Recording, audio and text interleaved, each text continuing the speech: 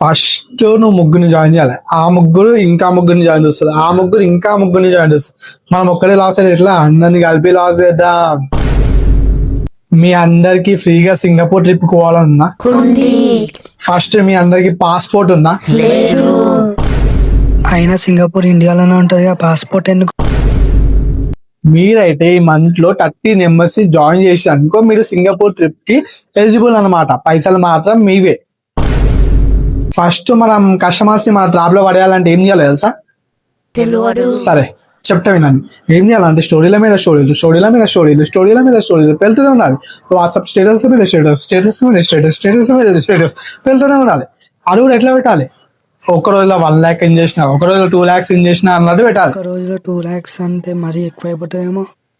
ఎక్కువ పెట్టవు అయితే 4 lakhs పెట్టేశారు.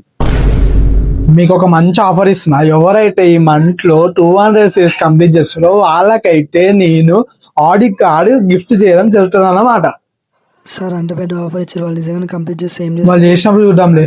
ఒకవేళ చేస్తే చేస్తే ఏముంది, కంపెనీ ఎట్టేయడమే.